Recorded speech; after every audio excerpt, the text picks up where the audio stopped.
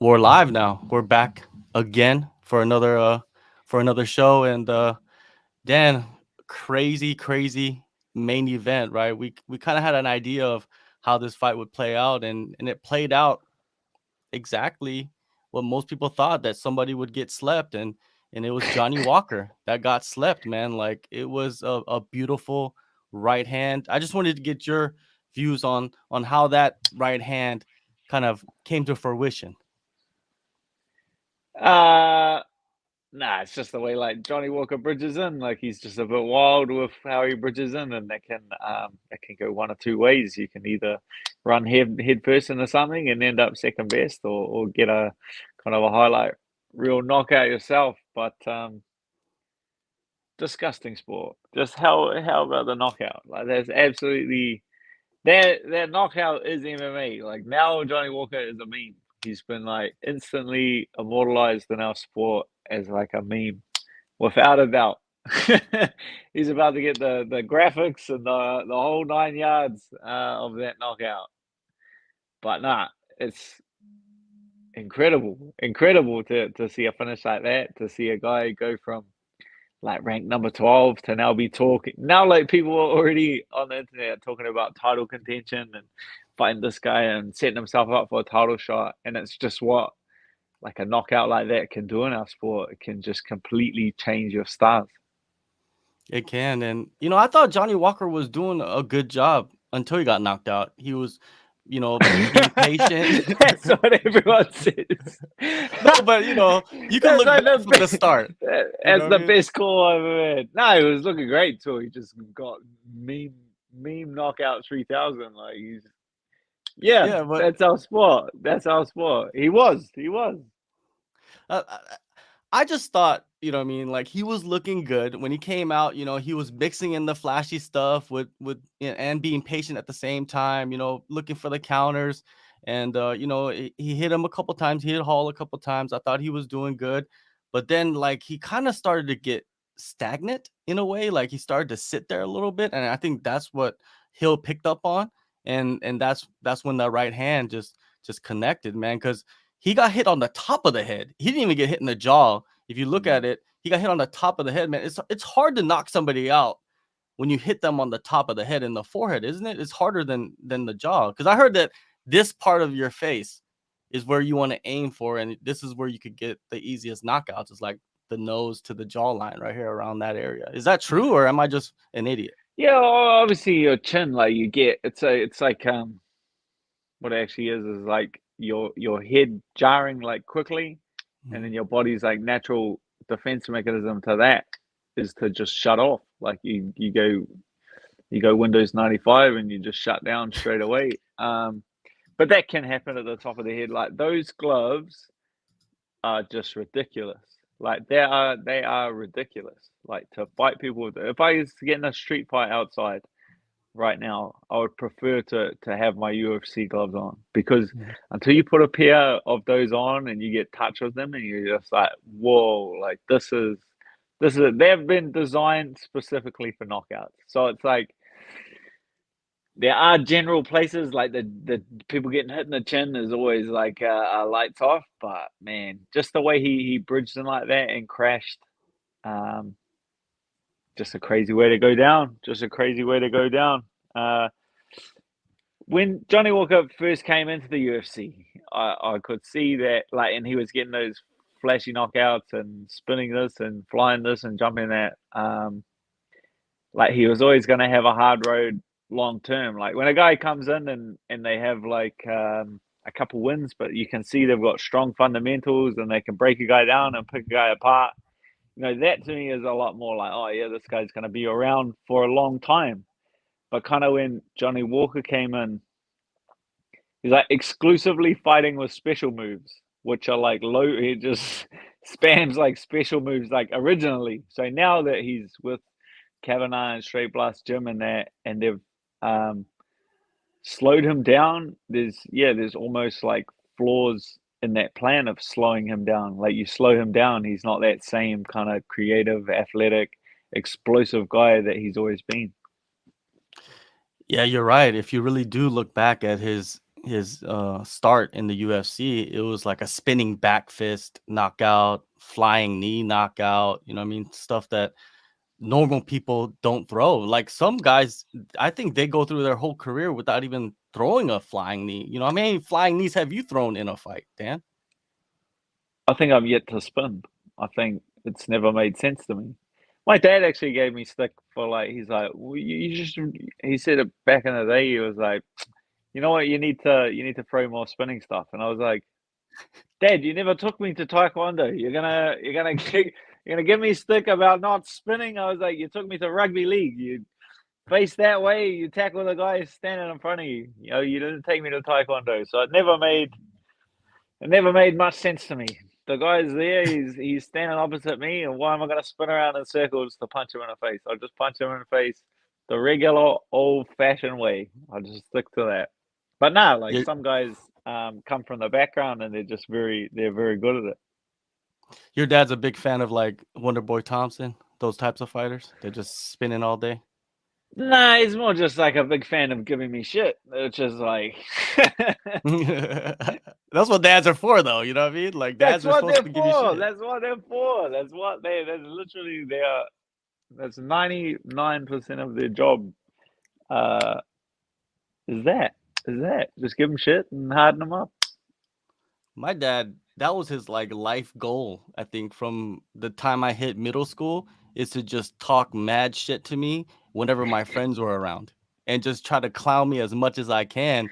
And I think it did toughen me up, you know, like with words, you know what I mean? Because people could say pretty much anything to me and it doesn't really bother me too much, you know what I mean? Especially online, you know what I mean? That's just like people screaming at the wall and shit, right? So yeah, dads are good. I hope every dad toughens their kid up with some verbal abuse. You know what I mean?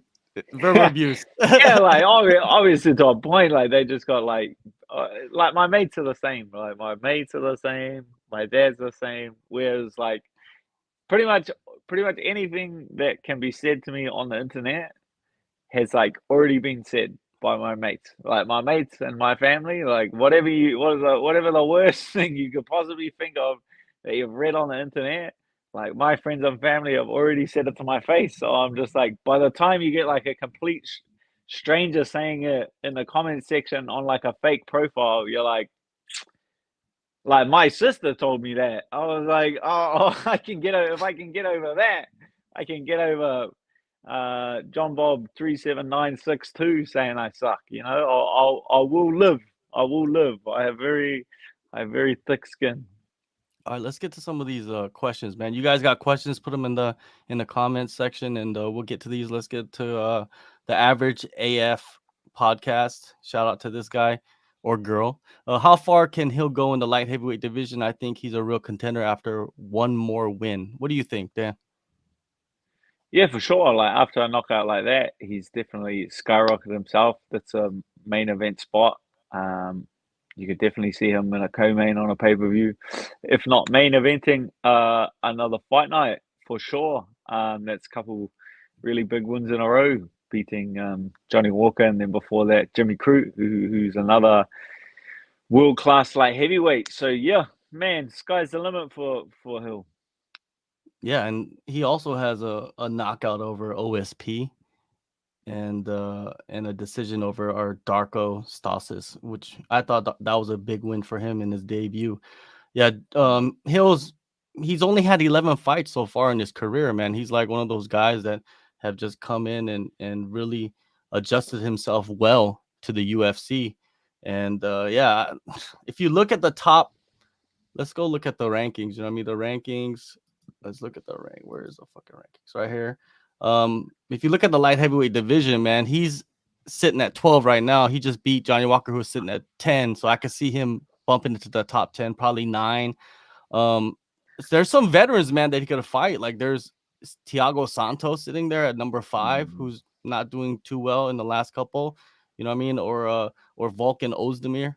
You know what I mean? Volkan Ozdemir would be. I think both those guys would be good tests. What do you think? Do you think that would be something that maybe could get another headliner? You know what I mean? Because they kind of rushed these dudes into the headliner. They weren't like the original headliner for this show.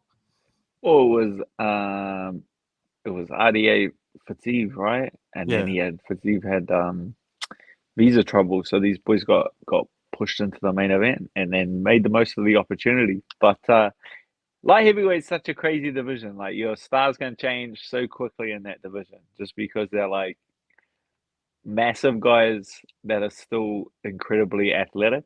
So they're kind of like heavyweights, whereas like it's kind of comes down to like first one to land. So it's like very hard. It's like very hard to protect a winning streak inside the light heavyweight division, and it's also a very thin division. Like I'm just going off memory, but I'd have to say it would be one of the divisions with like far fewer guys. Like last time I checked, it's like lightweight's like 150, welterweight's about the same, like 100 is something, like featherweight's 60, 70, and then light heavyweight's only like 30 guys in the division. So it's not as deep as the other divisions just because it's so I would say just because it's so dangerous to be there. Like the size of the guys is and the knockout power and the athleticism they carry just makes it so dangerous. What about Hill versus Reyes? I think that's not a bad fight either. You know what I mean? Reyes, he's sitting at number 7. He's coming off a couple of losses, some bad knockout losses. Hill would be a good test for him, right, to get back on that horse. Yeah, for sure. Like Reyes, who was his last fight to? But Yuri Prohaska. Yeah. Like I remember seeing that one. That was a good back and forth fight, and Yuri's so awkward, and managed to catch him. But yeah, that'll be an incredible fight. Reyes has definitely proven himself that he can compete and beat just the world championship caliber of fighter. I think, like, when Paul Felder, after he gave him all those compliments in that post-fight, interview in the cage, he gave him like, we're talking about you're a top 10, top 5, maybe being, challenging for the title eventually. And then he just says he'll just do whatever the UFC wants to do. I thought he should have called out somebody. I thought he should have called out Reyes. I feel like he should have had something ready for his next fight. You know what I mean? Like, I feel like that sometimes it's a missed opportunity. You just need to throw something out there so the headlines can catch on, right? Like, it doesn't matter if you really want to fight him, you just throw something out there, right? Something will stick, don't you think? Like hit and miss. I feel like if you're taking a step back and you're like thinking about your career, like he's still a very young fighter, He's not. This is his first time he's been in the main event and things like that. Maybe you need to ask yourself if he thinks like that and he thinks, okay, after I win, I'm gonna call this guy out, blah blah blah. That mentality of having already anticipated success might lead him down the wrong path, like mentally. Maybe that's not where he needs to be mentally to get the job done and to get in there and fight. Like maybe he needs to get himself up and get himself excited to get out there and go. So maybe he doesn't want to process that that kind of aspect of the sport because it'll take away from his mental state leading into it. So there's always two sides to the coin. It's easy to say like, oh, just think about a name and chuck it out there. Like he had no idea he was going to go out there and knock Johnny Walker out like that and become like I guarantee you that video is going to be like a viral sensation over the next week, So he didn't plan it. He didn't expect it. But as time goes on and he gets more main events and he gets more big knockouts, you'll definitely see him start to plan those things and kind of steer and direct his career a little more hands-on for sure. But on the same hand as well, like he is young. Maybe he doesn't want to rush himself towards a title shot and be in that kind of position. Maybe he does want to just take it slowly and, fight the number 9 and then the number 7 and then like have 4 or 5 more fights before he gets in that title shot position, as opposed to just calling for it now and only having 1 or 2 fights before he's thrown into the deep end. So, yeah, there's always different perspectives on a situation like that.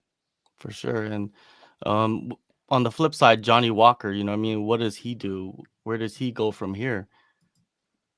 Somebody's saying, should Walker go to heavyweight? And I'm like, I don't know, man. I don't know if he should go to heavyweight. I met Johnny Walker before. You know, when Johnny Walker first came into the UFC, he was knocking people out.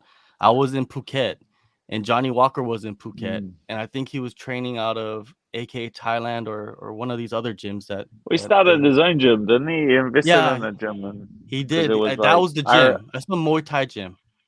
I remember like Johnny Walker Academy started on Yeah, Phuket Road or they something. had I was a like, like my a guy, statue of him like in the front of the yo, gym when you come in. I was like, that's dope, dude. Like you're like that's an sick. idol right there, right? But I met him and what is it? It was during like first time I saw him was during Songkran. Songkran, you remember the water festival? Have you been there during Songkran? Oh, Yeah, it's oh, have crazy, I right? ever? Have I ever? That's the Yeah. best. But yeah, we were in front of Tiger, you know, because that road is like pretty much shut down and everybody's all over the place. And I was in front of Tiger, and you know how the Tiger has the speakers, and you know the owner of Tiger's out there emceeing and shit, and like He's Johnny Walker's up pouring. there, like there's some dude just like grinding on everybody on stage. I'm just like, and he's big as fuck, and I was just like, who is that? I was like, that dude looks familiar, and I get closer, and I was like, oh shit, it's Johnny Walker, dude. That he was like performing like a damn stripper up there, you know, during song crowd. It was just the funniest Well, thing you to can see, but dance. You can see on his yeah. walkouts. You can. My man's got He some got moves. moves. He got moves, right? And yeah, but he's pretty big. Like I've seen other light heavyweights, and he's really tall and pretty solid. And it's not like he's like flabby or anything like that. He's a solid, strong, muscular dude. I don't know if he would go up to heavyweight. You know what I mean? That's another level, right? But what do you think is the next move for him? Because he's lost his last 4 out of 5, man. That's not a good position to be in. It's hard to pick. Like he's only been at like with Kavanagh and Straight Blast Gym for like pretty recently, the last couple of years. So it takes time to work with a new team and get to know new coaches and new systems and adjust, and like we don't know how much success he's having in the gym and how many improvements he's making in the gym. He might be developing as a fighter and really getting better and really developing his skills, but the results are not reflecting that improvement and that hard work in the gym. So it's very difficult to sit on the outside and make a call for a guy's career like, oh, he should just do this. Like it's kind of like just throwing it into the wind without having much knowledge of the situation. Like that's the funniest thing is I've made some of my like best improvements in the gym and then had some of my worst performances. Like that's just the difficult position of being a fighter. But you have to ask yourself as a fighter, do you want to um, have the skill and not get the results, or get the results and not have the skill? It's like it's a difficult position. But I'm sure, like when people see Johnny Walker, they'll tune in for his fights. Like the highlights he's put on already, I feel like he will always have a like a long standing position inside of the UFC just because he draws people's eyes um, so consistently. Johnny Walker, I feel like will always be a big draw. So I feel like it's definitely going to get a few more opportunities, and I look forward to seeing him back in the cage. Yeah, he's only 29. You know what I mean? Like he's still developing. I like Johnny Walker. I like his attitude. You know what I mean? Like you just said, he draws eyes. You know what I mean? People do want to see him fight, and there's a lot of matchups in that top 15, outside the top 15 that they could put him against. I see him probably facing somebody that's not in the top 15 next and staying at light heavyweight. You know, making the move to heavyweight. We see with John Jones. You know what I mean? He's been out for like 2 years now trying to make a transition to heavyweight. You know, if you want to do it properly, it's a process, right? And like you said, he's making improvements. We don't know what kind of improvements right now. He hasn't really shown it in the cage, but we never know. Mm. We could see it in his next fight. But we just got to give him a chance. You know what I mean? 29 years old. He's not that old. You know what I mean? You gotta, Yeah, like I and always say, don't give up. like heavyweight, light heavyweight to heavyweight is just an enormous jump. It's not like, well, there's like 205 pounds, and then the cap on the next one, which most guys get in, is like just under the cap is 265. That's a 60-pound weight difference. Like lightweight to featherweight. That's 10 pounds. 45 to 55 is 10 pounds, not 60 pounds. Like that's not there's a change in weight class, but light heavyweight to heavyweight is a whole different story. I don't feel like I don't feel like he's at that stage of his career where he needs to make a do something crazy like that. Yeah, I don't think so either. And let's move on to that co-main event. Kyle Daukaus, he gets that Darce choke submission at the buzzer with like less than a second left. You know what I mean? Like that was a good fight for Kyle Daukaus. You kind of, once the fight started, you saw what his game plan was right away. He wanted to not really strike with him that much, clinch with him, take him down, submit him, and he got it done, man, in 5 minutes. What did you think about that performance? Yeah, real impressive. Very impressive. Very impressive from Daukaus. Man, that's really got to irk you as a fighter. Just when the announcer calls out submission at 4 minutes 59 seconds, you're just inside. You just be like, man, like one more second, and I would have made it to the round. Listen to my coaches, and I could have adjusted. But yeah, it's hard to criticize a fighter in that moment as well because it's a very just the cage is an incredibly lonely place in a moment like that. Like stuck in a choke. You have no idea. You can't hear anyone. You start thinking to yourself. Yeah, it's a very So I'm not gonna criticize him or anything like that. Just in a very impressive performance. Yeah, it's hard to criticize somebody for tapping. You know, I mean, you never know what kind of compromising position he's in at that moment. But it was just impressive by Daukaus, man. I think this is he had a fight before this, right? Another date booked. Then his opponent pulled out. They had replaced him, and then his opponent pulled out again, and then they rebooked him for this date, and then his opponent pulled out like a week ago, and then they put in Jamie Pickett to replace him.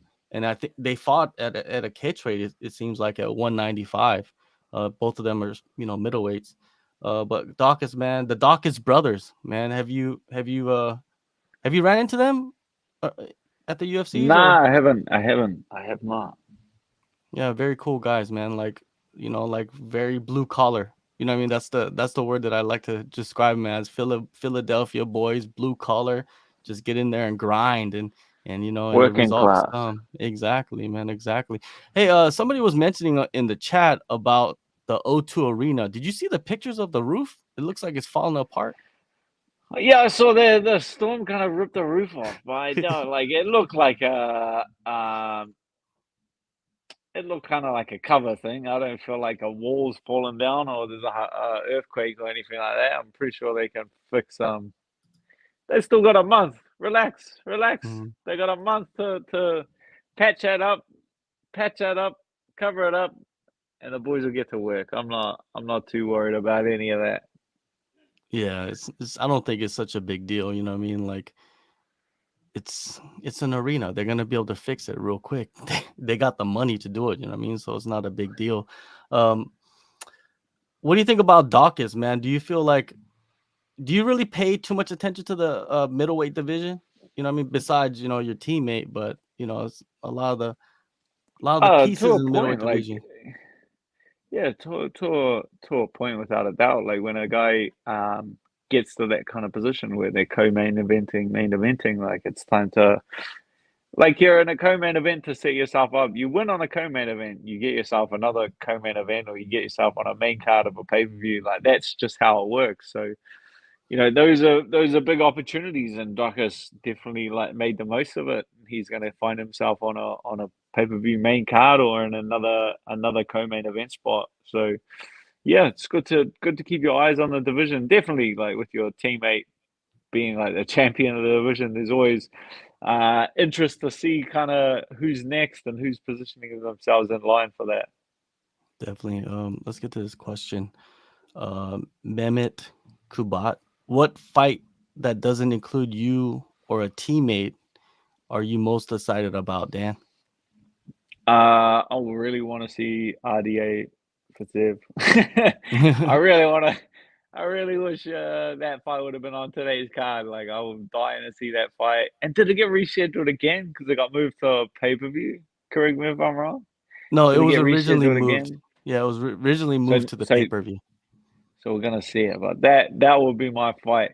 Fiziev RDA. I really want to see how that one plays out. Fiziev can keep RDA off him. We haven't really seen anyone swarm Fiziev and chuck him into the cage and drag him down to the ground and keep him there. I believe when Brad got him down in their last fight, that was the first time that Fiziev has ever been taken down inside the UFC octagon. So it's I'm really excited to see how that fight plays out. How much training have you done with Fiziev? Not a session. He was Not a in the session. gym. Nah, Yeah. he was in the gym, but he was more. I think he was still fighting and active in Muay Thai and kickboxing when I was there. So he wasn't even. I don't even believe he'd made the transition to MMA at that stage. Yeah, that's gonna be a crazy fight, and they're keeping it 5 rounds too as the co-main event of Very UFC cool. 272, which is very cool. I like that idea. It's good. I think this will show us this fight with Fiziev against RDA. It'll show us if Fiziev is like the title contender. I think this fight is like title contender, you know, shit right here. This is like if you get past Sure. RDA, you could be fighting for the title. You know what I mean? You could be fighting Islam. You know what I mean? You could be fighting Dustin Poirier. You know what I mean? You're up there with those names. Do you feel like that's what's on the line for Fiziev mostly? Oh, I'd say either of them. RDA as well was Mhm. like he's always a massive name. That's like a former champion. Um, well, yeah, whoever is positioning himself for a title shot. I would say whoever wins out of this fight for TFRDA is like 1 fight, 2 fights off a title shot. You get another main event, and then you're back in the title picture. Like lightweight's just such a funny division. Like any other division, you win in the main event, your next fight is for the title. But it's like the lightweight division. You win in the main event, you might have 2 or 3 more main events before you get a title shot, just because the division is so deep. Yeah, the division is crazy, right? There's a lot of these divisions are crazy. But in my opinion, I feel like the bantamweight division is probably the most stacked. That's just my opinion. You know what I mean? Just looking at overall the talent pool, you know what I mean? Like, what do you think? What do you think is the most talent stacked division in the UFC? I don't know. That's just like the fun of it. I feel like they're all like pretty hot right now. Like even the Mhm. flyweight title is like getting pretty heated up with like whether we do run that fight for a fourth time back to back, or Kai gets a shot, or like I feel like yeah, your lighter weights to me are always the most, from your bantamweight to your welterweight, just because how deep the depths of the divisions. That's what interests me the most. Like lightweight and welterweight is for sure, um, just so stacked. Like to get yourself into a position, it's like guys on 8 fight win streaks, like still not getting the opportunities of those co-main event spots, main event spots, and getting themselves title shots, which is pretty incredible. So yeah, like to me, it's just like the deeper the division, I feel like that it adds more excitement. All right, we got another question about the lightweight division. Thoughts on Charles Oliveira versus Justin Gaethje? Thoughts on it? Who's gonna Yeah. win? Wouldn't have a clue, mate. No. uh yeah, that's a pretty crazy one. Like Justin's defensive wrestling is always like right up there with the best in the world. He's a very difficult guy to take down from most of the people. Like Charles is like a tricky takedown guy, but not like the most like heavy pressure offensive like force the takedown. But yeah, I feel like his positioning and his footwork, that is a real massive test for Charles Oliveira.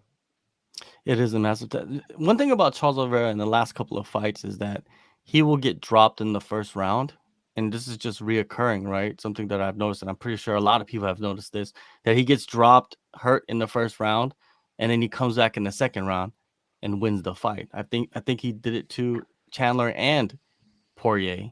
And the first one he knocked out Chandler, and the second one he submitted Poirier, right? And when you look at Oliveira, and he holds records, right, in the UFC for the most submissions, just I think most, probably up there with most finishes, in the history of the promotion. Do you think like he's better than Damian Maia in MMA submissions? Do you feel like Oliveira holds that crown, like the best submission artist in the history of this promotion, maybe? Um, that's like two incredibly like different kinds of submission specialists. Like Maya's like slow, patient, like takes guys down. His half guard back take system is like just the absolute best in the world. Like to watch him just go through the same system with the best guys in the world and just eventually wear them down and it's more of like a traditional style of jiu-jitsu. Whereas Charles Oliveira, he's like known for very quick submissions. Like when he throws off a submission, he's just incredibly different. So it's hard to say like one's better than the other one. Like it's like having two boxers and one's a knockout artist and then the other one's like wears guys down and uses his technique to pick them apart. Like they're two polar opposites within the same art. So I feel like they're both yeah, you just need to appreciate both of them in their like their individual style.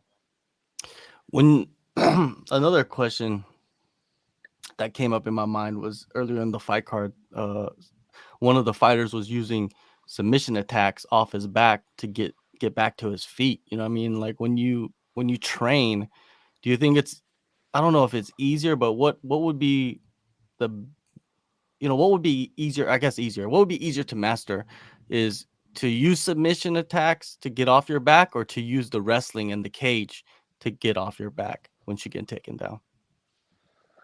Um, Depends. Like once you get to a certain level of fighter or like a ground specialist, you would need like there's three different ways to create space. Like obviously, like framing and underhooks and feet on the hips and kick them away or use your underhooks, come underneath and stand up to sweep or to submit. Those are like the three ways that you can scramble back to your feet. So obviously, a fighter, um, a guy that's going to fight off his back, if he's skilled in all three aspects, sweeping, submitting, and also like framing and scrambling back to his feet, like then you're going to be far more skilled than a fighter that's only good at scrambling back to his feet. Then he's not, the guy on top doesn't have to have the same kind of concern once he's on top, like raining down punches. He's going to be a bit more, if you're fighting Charles Oliveira, you're going to be a lot more hesitant about sitting on top of him and throwing punches because you're so worried about him throwing up a submission and catching you cold or something. Yeah, and that's something that I think beginners, they need both of that, right? They need to practice all of that, because sometimes you see guys get stuck on their back. You know what I mean? They don't use their submissions, they don't use their jujitsu, they don't use the cage. It's just maybe the guy on top is just so good at, being where you want to be before you're there, right? It's just the movement. And I feel like Glover Teixeira is probably one of the best at that. When you watch Glover and how he controls guys on the ground, you know what I mean? Like, are there any guys better than that, man? I think he has like 20 something years of experience of doing that. Yeah, yeah, like solid wrestling game, black belt in jiu-jitsu. Like he's definitely one of the best. Like to see him doing what he's doing at his age is yeah, I think we talked about it last week. It's just inspiring, man, to just watch him at his age hold that title and beat the best guys in the world, the best young up and comers is yeah, I definitely don't want to be doing it at his age. Let me tell you that. Well, transitioning over to somebody that's doing it at an older age is Jim Miller, man. He goes in there today and gets that second round knockout. he holds the record now for the most finishes in UFC lightweight history, which is an incredible feat because you got crazy amounts of finishes from like Oliveira, even what is it, Gaethje. You got so many killers in that division. What'd you think about how he looked, man? He looked really good in this fight against a young guy, man. Like we talked about a little bit last week about how he's had this resurgence, but he's looked really good in his last two fights. Yeah, Jim Miller kicks like really, really hard. Jim Miller, when he kicks, like his shins are like made of iron. They're like made of steel. They really, man. When he was getting that inside low kick, like breaking him down, I was like, every one he threw, I was like, just because I know how hard Jim kicks, I was like, I was feeling it for him. I was like wincing in pain, for his opponent just because I know how hard he kicks. But man, hats off. I tip my hat to Jim Miller. That is definitely one of the biggest, one of the biggest honors as a fighter is to be able to get in there with a legend like that and to have that kind of experience on my record. He's saying that he's gonna fight until UFC 200, I believe. Is that what he's, or 300. 300? 300. Yeah, we already I went think to he 200. fought on, he like fought on, or he fought on 200. I believe he fought on, believe he fought on 100, 200, and it's like he set himself a goal to fight on UFC 300 as well. So that'll be quite an impressive feat. I don't know who could possibly, to think about, like I have had 18 UFC fights to double that. Oh my gosh. Oh my gosh. No, thank you. Do I want twice as many UFC fights as I already had? Like, oh man, 39 fights is just a crazy feat. It is, man. And UFC 300 right now we're at what? UFC 272.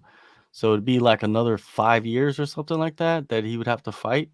And I think the UFC would keep him around. I think Jim Miller, like I support it. If he wants to do it, I fucking support Jim Miller. I want you to go to UFC 300 against I don't even know who it would be against, but I don't know, man. Like, I think he should get a good fight in his next one. I mean, he's won two in a row, finished both guys, young guys. Who do we put him against in that division? Like, Jim Miller needs to be back up there. I think, not a top 15, but somebody maybe sneaking around in that 15 to 20 area. What do you think about that? Or should he just be knocking off prospects and be like getting paid? Because he's getting paid.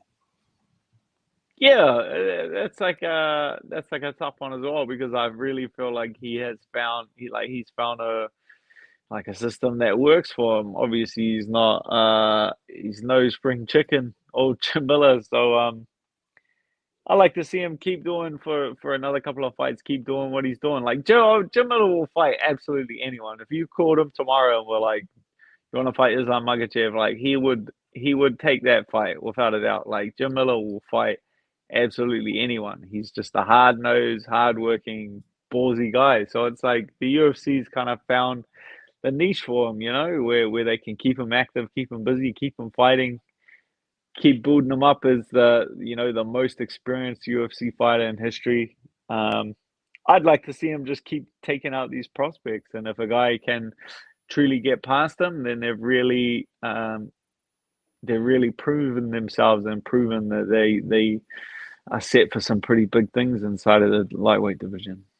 Definitely. And man, he debuted in 2008 at UFC 89. Bisping versus Lieben was the main event. Jesus Christ. And he's fought Gray Maynard, Dwayne Ludwig. Dwayne Ludwig's been a coach for like 10 years, and he fought Dwayne Ludwig, he fought Benson Henderson, Gallard, Nate Diaz. But one person that he hasn't fought yet that I would like to see him fight is Tony Ferguson. I think that would be a good That's fight, not a bad fight. That's not a bad fight. I know he's for Charles Oliveira. Oh yeah, I would like to see that fight as well. I doubt Tony would really take it.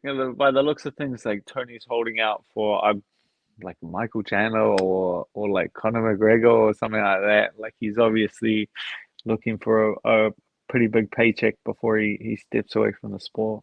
Yeah, it seems like they're putting together the Chandler and Ferguson fight, right? Chandler, I feel like that's a good fight for him, and also a great Mm. fight for Tony Ferguson to bounce back if he can. That'll be like a barometer to see if Tony Ferguson's still one of those like top 10 guys. You know what I mean? Because right now he doesn't seem like he hasn't shown it in his last couple of performances. Even though he's fought well, it just the competition has just changed, right? The era is shifting now to where it's these other guys that are coming in. Um, but yeah, I would love to see Jim Miller fight, any of the veterans, man. But yeah, if he's knocking off prospects after prospects after prospects, why not, man? Especially if he's getting paid really well and doing it like he does. If he's getting finishes too, just give it to him, man. Just give him what he wants. Let's see what's next with this card. Did anybody like really stand out to you in this? Oh, you know what stood out to me in this card? Let me bring this up to you. I want to get your thoughts on this. Um, Dale Brown. Do you know who Dale Brown is?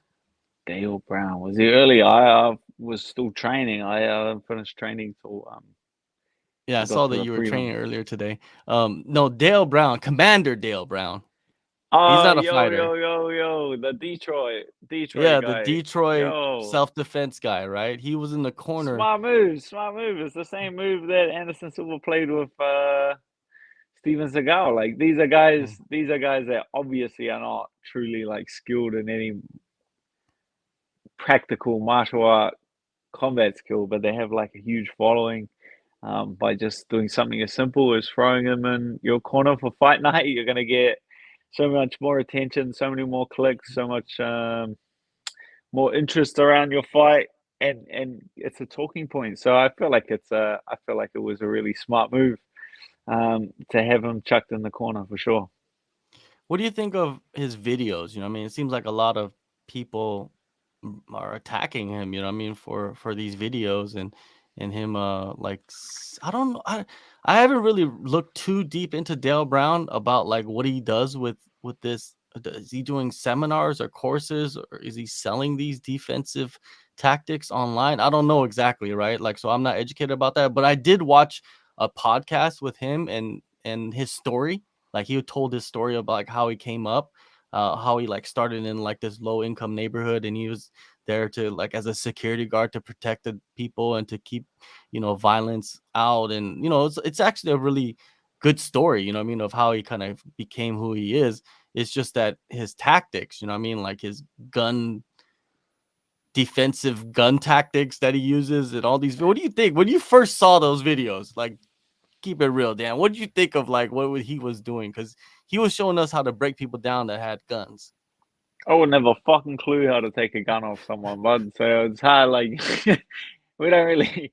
New Zealand's like it's a pretty anti-gun country, or there's not many guns. It's pretty hard to get yourself hands on a gun if you're not an avid hunter or have a gun license or something like that. So I can't. I'm not qualified enough to critique old Dale Brown. I couldn't tell you if it worked. I never tried to take a gun off anyone in my life.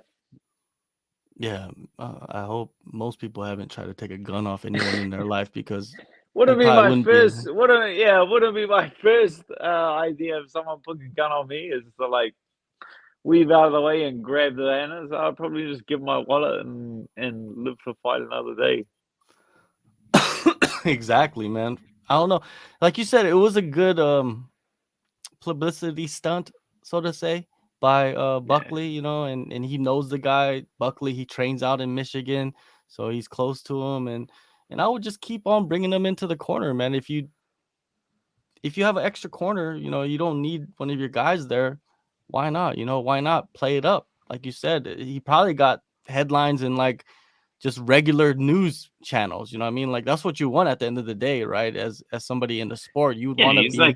he's like a viral internet sensation. Like you could ask someone walking on the street, like like the guy that grabs the guns off people. Like most people are gonna have seen those videos, even if they're not like an avid follower of the UFC or watch every UFC event. They're gonna have seen a short clip of that guy doing his thing because it just grabs people's attention. Like whether they're like, "Oh, that's bullshit, that'll never work," or they're just like, "Whoa, does that work?" Like it's gonna get people to click and pay attention, and that at the end of the day is what gets you more opportunities, gets you more money. Is when people click when they see you're fighting.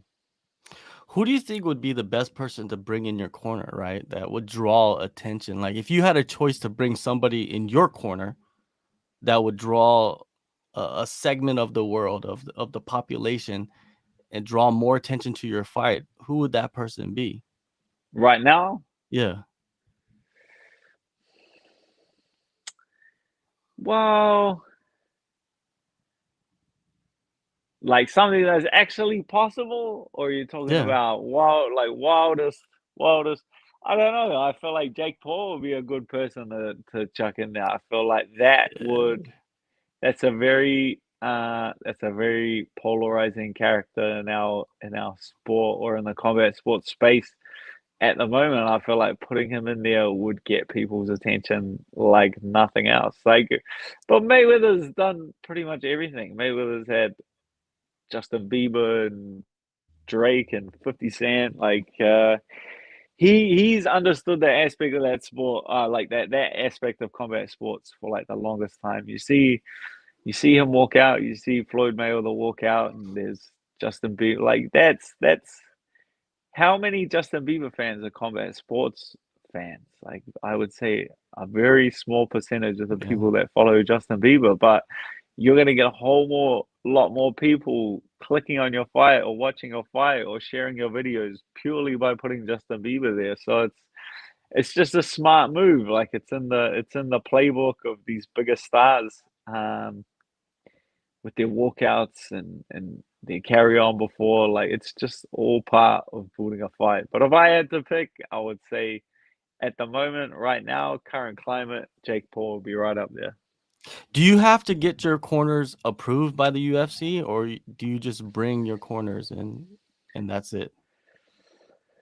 Nah, they have to go through and get. Well, it depends like what state. You obviously have to declare it to the UFC, but it would completely depend on like what state you're fighting in. Like, your corner has to get cleared by like the state athletic commission. So I assume that don't have like a controversial character or anything like that in your corner. So I would say it's entirely dependent on the state, but I highly doubt they would even let Jake Paul fly. If that one got the Dana White, I'm sure it'd stop that one cold in its tracks before they let him, before they chucked him on the ESPN or something like that.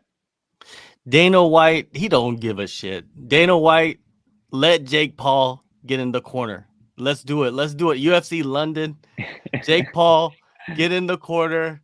Dad, co-main event. Let's do it, man. Let's get you Jake Paul in the corner. Yeah, that would draw a lot of people, you know what I mean? Because people just be talking about Dana White allowing Jake Paul to walk out with a UFC fighter, you know what I mean? Like that would just be news in itself.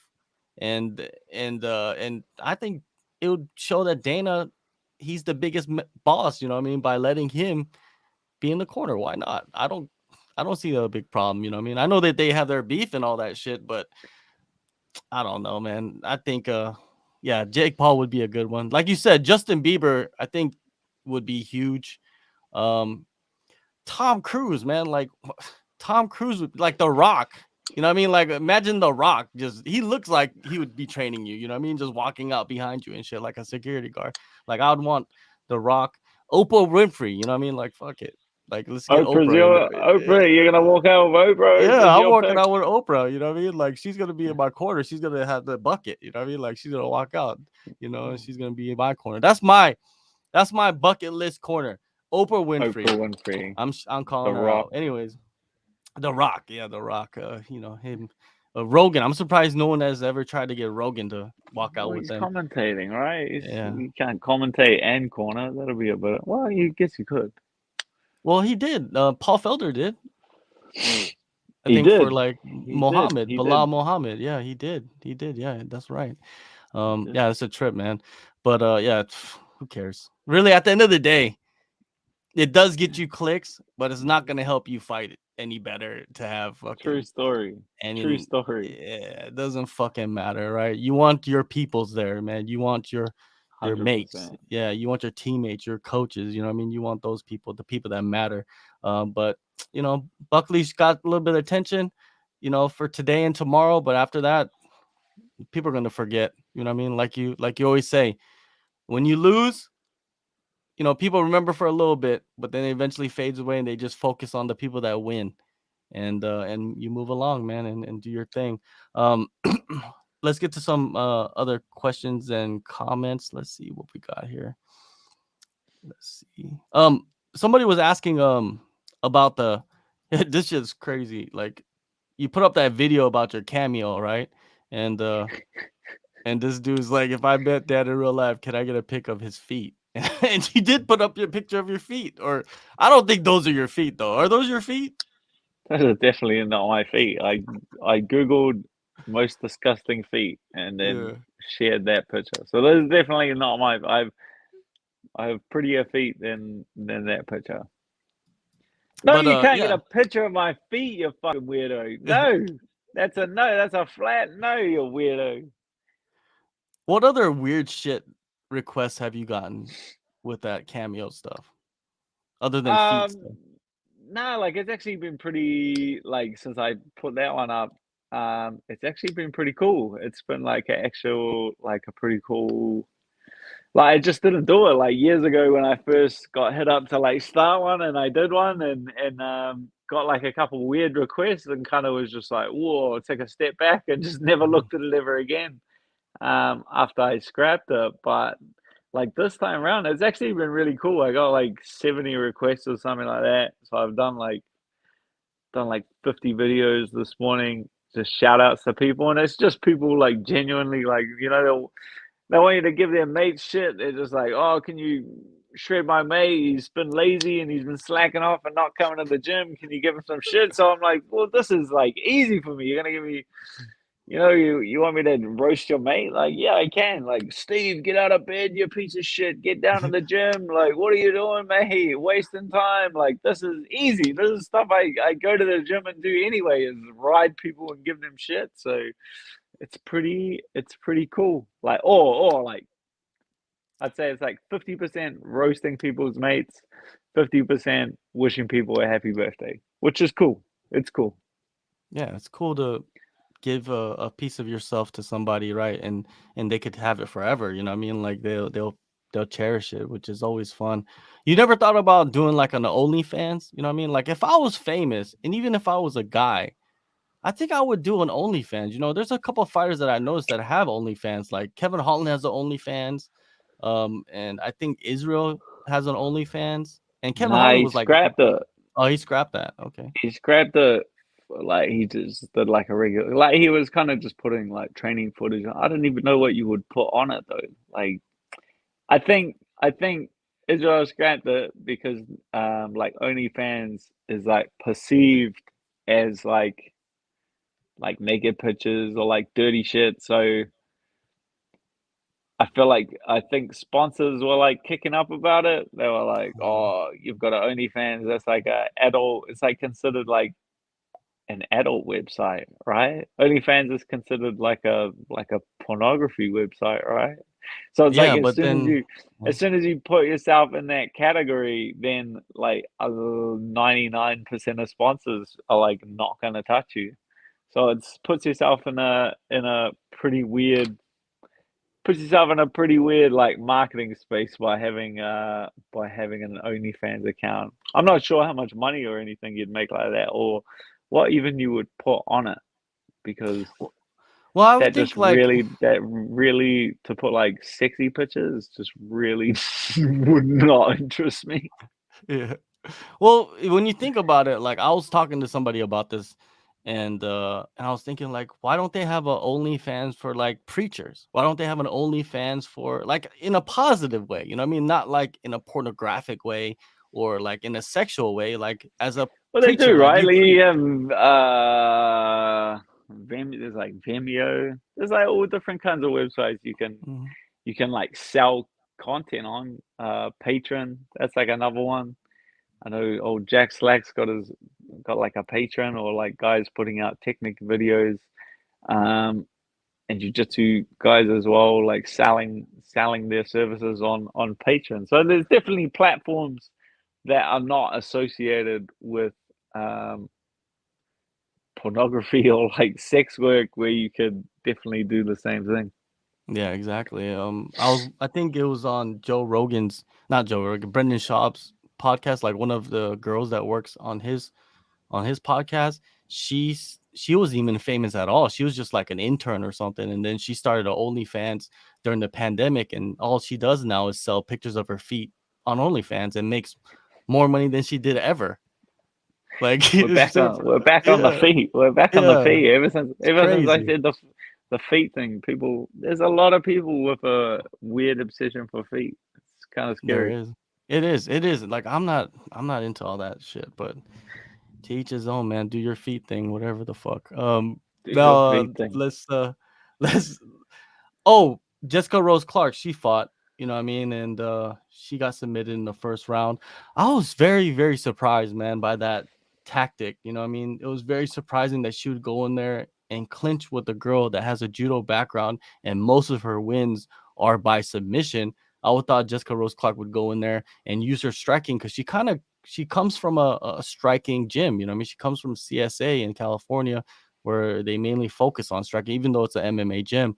And I thought she was going to go in there and implement a style where she was just going to use her striking and get the win, you know, maybe go for a knockout or something. But she went in there and started clinching right away. And I was just like, what is she doing? And then it just led to her getting taken down and getting submitted in the first round. Did you catch that one? Yeah, I think that's the first fight I caught. I don't know. It's hard because she's obviously from like her last few fights been working on her wrestling pretty consistently, and I would say like a majority of that has been working on adding that like offensive wrestling aspect to her game. So then to spend the last couple of years just working on offense. I know she's been at like Daniel Cormier's academy and she's been wrestling and putting like a lot of time into her grappling, into her wrestling, and then you've done all this hard work in that particular aspect of offensive wrestling, and then to just shy away from that or turn that off or move away from that would be that'd be difficult. So I don't know. It's hard to it's hard to like really criticize her decision because maybe in the long run, putting that time into her offensive wrestling, you know, further down the track will pay dividends. Like once she masters that area of offensive wrestling, applies her defensive wrestling and her striking at the right time, she might be better off in the long run. Yeah, definitely. Hopefully she bounces back. You know, I mean, she's definitely getting better. You know, what I mean, we've seen that in her last Mm, couple of fights. mm. It's just sometimes you just go in there with the the wrong tactical approach, I guess, and it can backfire. You know, what I mean, and I think that's what basically happened in this fight. Chas Skelly, you know, he goes in there, he gets a knockout win, and basically kind of retires. You know what I mean? Like he said that he can't, his body's falling apart. You know what I mean? Like he's gonna stay on the roster, but he's not gonna continue fighting, which means that if something comes up that he likes, he will hop back in. Do you think that's the best approach instead of just throwing down the gloves and saying like I'm done? You know what I mean? Just like say, you know, this could be my last fight, you know what I mean? But I'm gonna stay on the roster, and if something fun comes up, I'm gonna take that fight. Um, nah, that just kind of becomes what it is at some stage of your career. Like I feel like I'm not at that stage. Like I wouldn't paint it the way he painted it, but I'm at the stage of my career now where I don't have to fight for like you're not gonna just fight for money. You're not gonna fight because you have to. Um, I take fights because something like truly excites me. You know, they're just like I get a message, hey, you want to come fight Arnold Allen in London? And yeah, that fight excites me. Moving down a weight class excites me. Fighting one of the best guys in the world excites me. On a new card, first international show, like that excites me. Yeah, he's just said put that out there. I guess that if you want me to keep fighting or people want to see me fight, you're gonna have to give me something um, that gets him out of bed. And that was a massive win as well. I remember watching.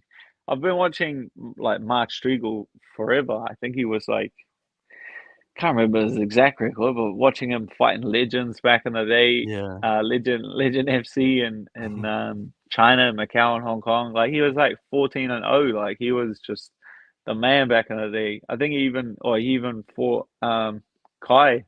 Kai's Yeah. fought him on Legends like forever ago, and then his career kind of like he kind of just became like treading water. Like ONE FC signed him, and they kind of just put him on the shelf and didn't keep him as active as he wanted to be from the looks of things. So when I heard that he'd got a UFC career or Mark Striegel was coming to UFC, like I definitely was excited for his debut. But that's like the funny thing about it. Like he was just always like he was like the guy we were like, man, this guy's got the nicest Mhm. record and he's a gun and he's ripping guys' heads off.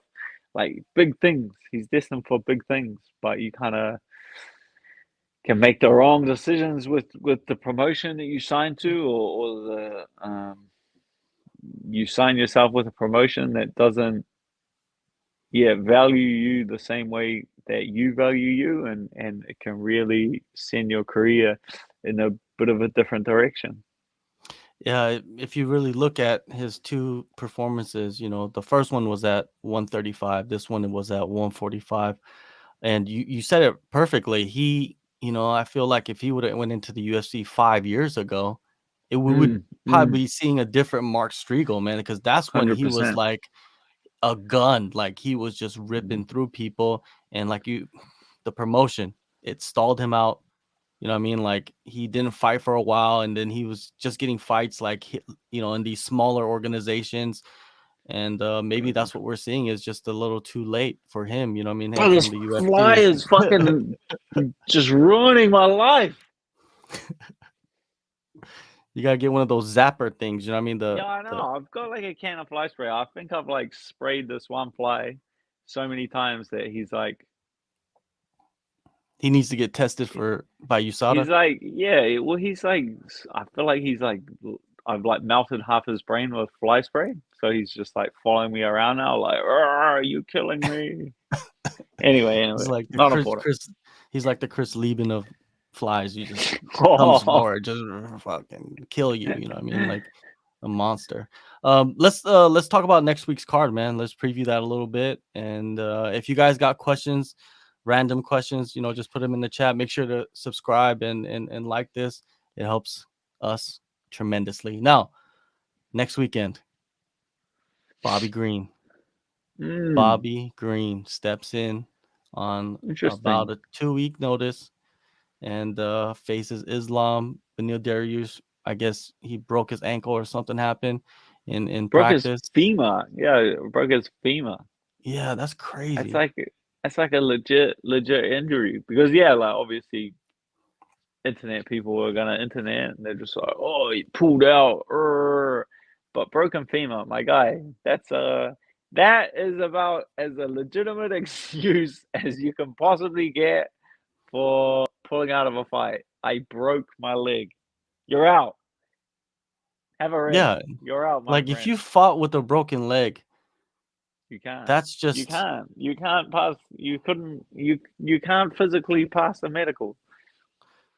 what do you think of Bobby Green, man? Bobby Green, this dude, he's doing shit that you've done in the past. You know what I mean? Just like taking the big fights, stepping in when really nobody wants to step in, and he's doing it with this fight. And does it make a difference, do you think, that they're fighting at 160? Do you feel like that is going to make a Um. huge difference? Yeah, that's a weird weight. It's like only 4 pounds off. I Yeah. wonder. Bobby Green must have ate plenty of burgers after this fight. I'm just excited for the fight. Like I don't even want to get into like, "Ooh, this guy's going to do this or this guy's going to like." I'm actually genuinely just excited for the fight. Like Bobby Green's movement is so unorthodox. Like having his head movement, fighting off his hands so low, switching stances. He is. like a pretty difficult guy to um get down. But I'm happy to see like Bobby Green in a main event. Like that's what I wanted to see after his last couple of performances, even his fight against Rafael Fiziev. I was like, I would love to see Bobby Green in a main event, and then after the LA Quinta knockout, he gets another big win, and I'm just excited to see him go out there and shine and be in a position which he's definitely deserved from the hard work he's put in throughout his career. Yeah, he does deserve it, man. He comes from the Strike Force days, man. Strike Force days. Mm. People don't understand how like that, how respectful, how much respect you have to pay to certain fighters that have come from Strike Force, because that's a long ways ago. You know what I mean? A lot of the guys from Strike Force are not around anymore. Like DC, he's retired. Luke Rockhold, he's retired. I mean, a lot of guys. So him still being around, and he's fought the who's who throughout his career, man. And and his style, man. Talk about his style, like the hands down low. You know what I mean? Like it's very unique. You don't really see many guys fighting like Bobby Green. Yeah, you don't see any. Bobby Green is a pretty one of a kind um fighter. Like he's like a true martial artist. He brings his genuine own style. He's evolved. Like once you understand the rules, is when you can break the rules. It's like don't walk into a gym and then on your first day, like put your hands down and try to fight like Bobby Green, switching stance and having your hands at your hips. You will get your head kicked in. Like I'm sure for a long stretch of his career, like he fought traditionally with his hands up and that. And then once he mastered the fundamentals of that and understood range and understood defense and head movement and things like that, now he's able to break the rules and change the rules because he understands. He understands the rules. He's not just going out there and taking wild risks or anything like that. He's just a fighter with Man, it takes incredibly sharp eyes to fight like that and incredibly well-drilled reactions. And his style has obviously taken him decades to work on and decades to iron out the kinks and to master. And I feel like recently he's really just finding success with everything in his game, and it's all kind of coming together at the right time. Yeah, and it's not like he's had continued success with this style. You know what I mean? Like he's been like clipped many times. He's been knocked out. You know what I mean? It's not like like it's just something that he's been doing for so long that we've just been at all with. I mean, it's just recently he's just kind of mastered it in a way where he's just performing really well and competing at the highest level at the same time. With the Yeah, Bobby Green, man, he's just I feel like a lot of people are hopping on Bobby Green train right now, because he's stepping in on short notice against Islam, a guy that's, right there on the verge of a title. And if Bobby Green wins, what does that do? You know what I mean? That just shakes everything up, right? Yeah, like he's in the mix. Bobby Green, that'll put him on a 3-fight win streak, and now he's in title contention. That's just the way. That's the risk versus reward nature of our sport. Is that the winner gets the spoils, or the winner gets the prize, and the prize on offer is putting yourself in title contention and throwing your name in the hat. So yeah, without a doubt, Bobby Green gets the job done. He's one of less than a handful of people that are positioning themselves for a title shot. Because I'm pretty sure they probably asked a list of people before they got to Bobby Green, right? I don't think Bobby Green was like on the top of the list of as a replacement. Because if you look at the Yeah, well, top, like I'm sure that they would have loved a ranked opponent, and Mhm. you can go through the list of ranked opponents. Um, you can jot down the list of ranked guys that don't have a fight right now. I guarantee you that every single one of them was asked if they wanted to fight Islam, and there's a reason Bobby Green took the fight because none of those other guys stepped up to the plate. Yeah, if you look at it, Ferguson's not booked yet. Gregor Gillespie's not booked yet. Um, Poirier's not booked. Chandler's not booked. And all those guys are in the top 10. McGregor's in the top 10, but Yeah, you can he's understand like the bigger name guys like not being interested in that fight. Like that is not it's all risk versus reward, of course. Mhm. Like, but to take on a guy like Islam on 1 or 2 weeks notice is a pretty tough call, and a guy like Poirier or Chandler or Tony Ferguson like wouldn't even be expected to make that kind of jump or that kind of sacrifice just because the risk is not worth the reward for a guy with a name, like guys with names like that. Like the risk is just the reward's not there for a fighter like Dustin Poirier to take on Islam on 2 weeks notice. It just doesn't make any sense for him. But a guy like Bobby Green, like he has the world, um, he has the world to gain from a fight like this. And the hands down low, right? That style.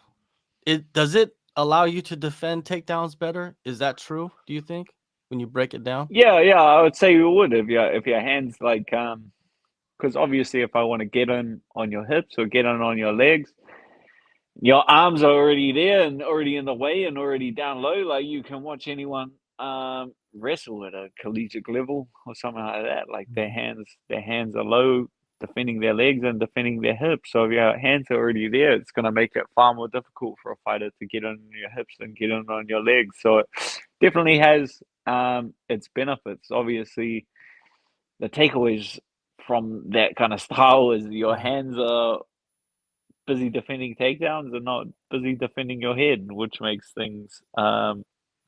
you a whole lot more susceptible to getting punched. But because Bobby Green's understanding of distance and his understanding of head movement and timing is so well versed that he can avoid a lot of those difficult situations. We saw it in the Habib and Conor McGregor fight where Habib was attacking so much that when he went for the fake to go for the takedown, he came over with that overhand and clipped and dropped Mm-mm-mm. Conor, right, with that punch. And Yeah. that's a possibility for Islam, right, where he could kind of give him, that look, the takedowns, and then come over the top and hit Bobby Green with something hard, right? Because he has knocked out people in the past, Islam. Yeah, like he's knocked out people with that exact same setup. I think it was Gleason Tibau thought he was coming in for a takedown and he came in with the overhand. Like that's just classic setups for these guys. You're so worried about the takedown that the hands drop low and they can come over the top with punches. That's always a threat, but sitting here and saying what way the cat's gonna go when you let him out of the bag is a very difficult is a very difficult thing to call. When you fought Islam, and you felt him, like was he like stronger than most of your opponents that you've felt in grappling exchanges, or did you just feel the same as anybody else? Um, as a fighter, it's like I look at it more as like my mistakes as opposed to Mhm. like yeah, it wasn't like he was on top of me and I was like wow, like this is it's nothing like that. Like Yeah. in reflection, it's all my mistakes which led to the outcome like that. Less to do with anyone else like forcing you to do something, more to do with you making your own mistakes. Mm. All right. Yeah, I'm so interested in this fight, man, because in a way, like I don't try to root for fighters too much, but I'm kind of rooting for Bobby Green. You know what I mean? Like he's just become this guy that, this character. He's always been the character. It's just like he's getting more attention now, and I'm happy for that. You know what I mean? And but I don't see Islam playing around with Bobby Green. I feel Islam's going to go in there and try to get the win as quick as possible. He's going to try to take it to the ground and do what he does. I feel like that is what Islam's going to do. He's like a robot in that way. You know what I mean? Like he's just like, all right, let me go in there and systematically break down my opponent and show everybody that I deserve this title shot, this next title shot. Because right now, Islam, that's all he needs to do is win this fight, right? He doesn't need to finish the fight. He doesn't need to look fancy. He just needs to win, right? So that's what he's probably going to end up doing. Don't you think? Yeah, that's a dangerous fight. I think I feel like that aspect of it's being overlooked. And yeah, it's like people are saying like big ups to Bobby Green for taking the fight, and which I'm on board with as well. Like big ups to him on such short notice. I hope he's getting paid what I got paid. I hope he's getting. I pray and I hope that he's getting taken care of by the UFC, and I'm sure he is. But yeah, like massive respect to Islam for taking this fight as well. It's a dangerous opponent on a hot streak at a catch weight on 2 weeks' notice. Like Islam has to take this very seriously, and I'm sure he is. But it's a dangerous fight. Bobby Green's no easy beat, and Islam, I feel, doesn't have too much to gain from it. That's where the danger lies in this fight. Is everyone's expecting Islam to win, and when everyone's expecting you to not only win, but they're expecting you to win in a very dominant fashion, that also puts a lot of pressure on a fighter. So I feel like there's a lot of pressure leading into it, and like the mix of all of those things is what makes this such an exciting fight. Like the short notice, catch weight, all of the pressures on Islam. Bobby's chill, he was relaxed, and that's when he does his best work and performs his best. So that's why I say I'm so excited for this fight. Yeah, we've seen so many of those types of fights in the past, and we're gonna see another one next weekend. Another ranked lightweight. There's not many ranked fighters fighting next week. You know what I mean? There's Islam, and then there's Armin. You know, Armin, another guy that's trained out at Tiger for long periods of time. Have you ever trained with him in the past at Tiger? Nah. He's just talked a bunch of shit about me, so I don't like him very much. Yeah, that's another thing. You know, he's talked a lot of shit about you, but he's fighting next, and he's fighting Joel Alvarez, a guy that kind of slowly and quietly has sneaked into the top 15 in the lightweight division. A solid fighter, but I think he's missed weight a couple times, but they still ranked him, you know, at I think number 15. But Armin, he's fighting him. What do you see in Armin's style, man? Like, what kind of fighter do you see when you break him down bit by bit from his last couple performances? Nothing. Mug. Nothing. Complete mug. Complete mug. Can barely put his hands up. Got no time for the bloke. No time. All right. Joel, have you noticed Joel? Have you noticed his fights? Nah, who did he just beat? He just beat Thiago Boises. He knocked him out in the first round. Yeah. Nah, I like this kid. Big, tall kid. I believe he's like pretty long reach, good hands. Nah, like he did miss weight for that, right? He missed weight his last 2 fights. And they put him in the rankings. Yeah. This weight won, and they put him in the rankings. See, that's like a tough spot. That's a tough spot. It feels like to me that like weight misses are getting like even less and less penalized than like traditionally. To still get put in the rankings after missing weight, like essentially you're cheating. Essentially you're like gaining an unfair advantage. It's like being at the Formula One and just rolling your car down to the second corner. Like, of course you're gonna have a head start on everyone else. Like it's cheating. That's what it is. So tough spot. You know, very talented fighter, but without a doubt, it has to step on the scales at 156. When you see a guy that's missed weight 2 times in a row, right?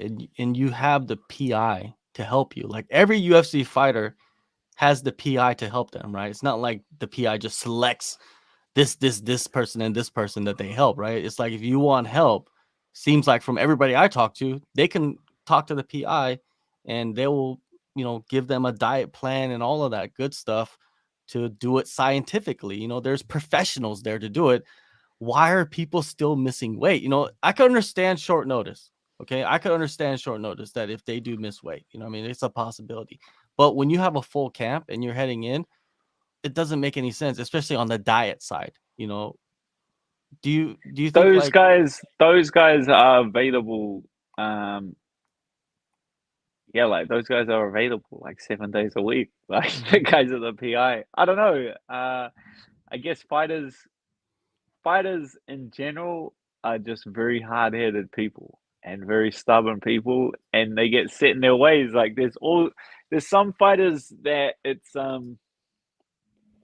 are like almost superstitious to the point Mhm. where their their like routine for a fight camp or their routine for a fight week um benefits them more than actually doing it the proper way or actually doing it like the scientific way, just because they've been doing this so consistently for the last however long and it's been working for them up until a point, makes it very difficult to change. So it's like, yeah, it's a funny spot, but for me, like, yeah, working with the PI makes the most sense. Like, if I ever had any questions about nutrition or anything like that, you can fire it through, and one of these guys will get back to you pretty much 7 days a week. So it's hard to make excuses for these guys consistently missing weight when they have um like a resource like that so readily available.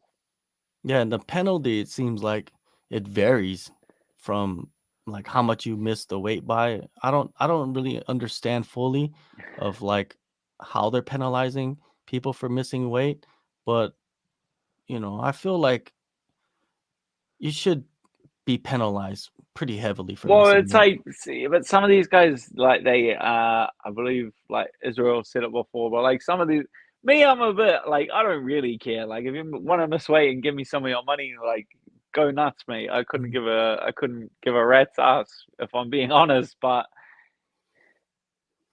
I've heard like Israel comment on it before, like, and he's right. Like, some of these guys like actually don't care that they're losing 20%, 30%. Like this money to them is like play money. And I've talked about it with guys into like international fighters at places like Tiger. I remember having a conversation. I don't want to like throw him in the shit, so I'm not gonna say his name, but he's a good guy. We were hanging out, and I remember him like telling me, he's like, "Hey, like this UFC money, it's just play money, right? Like we just use it for training camp or whatever. But when I go home, um, like their leader from where they are back home like looks after Yeah. them, gives them cars and houses and gives them money and everything. So he's like, he's like telling me like I get looked after. He's like telling me like the Prime Minister of New Zealand gives me a house and a car and stuff like that. And he's like, yeah,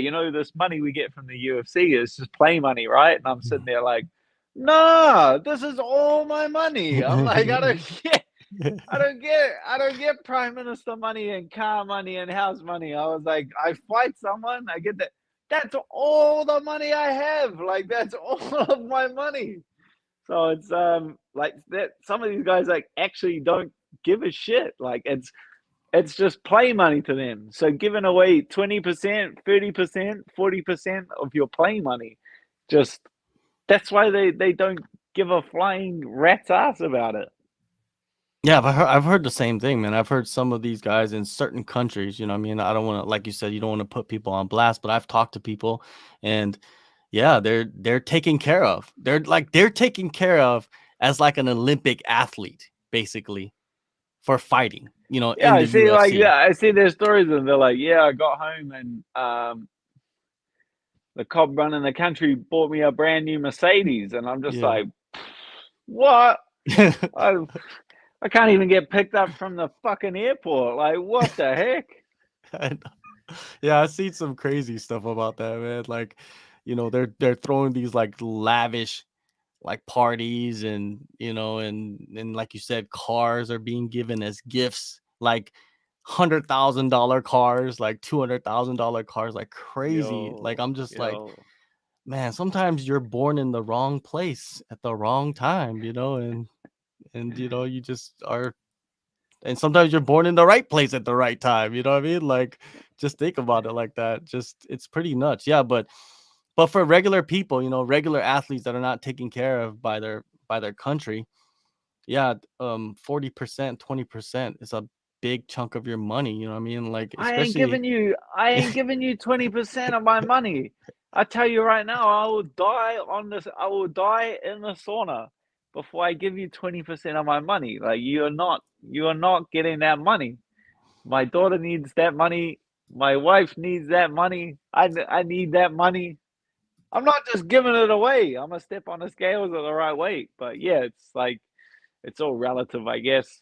Some of these guys, nah, I do it out of respect. Like, regardless of getting paid, like before I got in the UFC or Mhm. anything like that,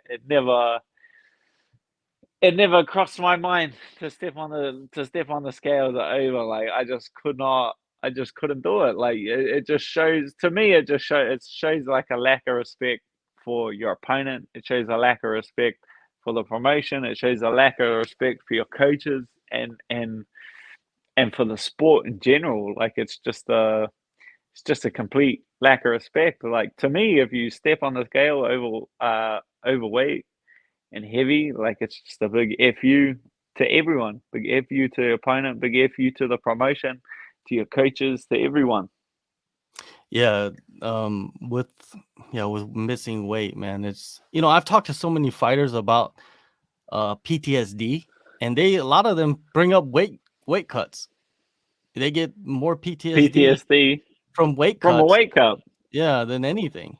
That some like they get PTSD from certain foods that they have to eat during camp. Like, they hate eating this type of food, but they have to eat it because that's what they have to eat, you know what I mean, to get the weight down and to be healthy, you know what I mean, during a camp. And like the sweet sweat, that smell, they hate that smell. Whenever they're like not even in camp, they smell somebody with that sweet sweat on it, or just like it flashes them back to the sauna and terrible weight cuts, you know what I mean? Like, it is a tough.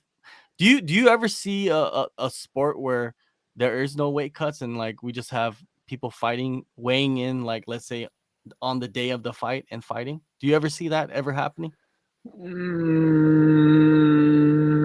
I thought it was like going that way, and then like you saw it when like one first brought it in, but Mhm. they've like there's like the one FC weigh-ins, you're apparently supposed to weigh what you weigh and this and that, but like from the outside looking in, it's just like complete bullshit. Like, the weigh-ins are behind closed doors. The hydration tests are like behind closed doors. Like, you can't tell me that there's like any kind of transparency with Yeah. that. Like, that is just makes no sense. Like, so when ONE FC first implemented that, and they're just like, yeah, all right, we're gonna have guys fight at what they weigh and do hydration tests and weigh them 3 or 4 times throughout the week and have them if you're 77 kilos, you weigh 77 kilos. Like, it made sense. And I was like, man, this is like a great thing. This is like a big, but then what was promised and what was implemented were like two very different things. Like, why are they not, why is there no kind of footage or any kind of videos of people actually stepping on a scale or something like that? Like, something, how hard is it to get a video of a guy standing on a scale 3 times throughout the week? Like, it just, even if they're not showing some fighters favoritism over other fighters, to just have it not transparent or to have it like not available to view and check out just makes it, puts like, for me as a fan, like puts like a huge question mark over the whole process. So Well, yeah, they I do don't they do I they don't do that release it. definitely. They do release the hydration numbers and the weight, and they do. I've seen footage before. I have seen them release footage, but they just don't do it. I haven't seen it for Consistently. every, yeah, It's like consistency. Yeah, it's not like the consistently, and UFC. they obviously show like some kind of favoritism, like Giorgio Petrosian. Like, don't get me wrong, my favorite fighter in any combat sport uh, of all time, Mhm. but like he lost the fight. He like openly lost the fight, and they go away and they're like, "Oh no, our commission's reviewed the decision. We're gonna have a rematch and we're gonna overturn it." Like, it's just, yeah, it's just they do a lot of like things that make you go, like, if they're gonna do that so publicly, they're gonna do that. with the world watching. Like, what are they doing when the camera's off? What are they doing when they're not releasing the videos of these way? It just puts up big question marks for me. Yeah, well, they got rid of that commission that overviews fights. They don't do that anymore. That secret committee that The they, secret committee. the secret, like the skull and bones and shit like that. I don't know, but they got rid of it, so there's none of that anymore. I guess they do automatic rematches if there's questionable decisions or whatever. Yeah, so yeah, that's a whole nother fucking like can of worms that you could just do like a 10-hour podcast on of like, you know, weird happenings and Shady life. shit and Yeah, shady shit in combat sports promotions would be yeah. here for. It would be a month-long podcast. Exactly. It would be a month-long podcast, man. But yeah, man, thanks everybody for joining us. 90 minutes. We'll be back next week after UFC Vegas 49. Make Excited. sure to I'm excited. subscribe, hit that what is it, the alert button, that alarm button, and you guys will get all the alarms and alerts and all that good stuff. And we'll check you guys later. Dad, any parting words for the people out there? See ya.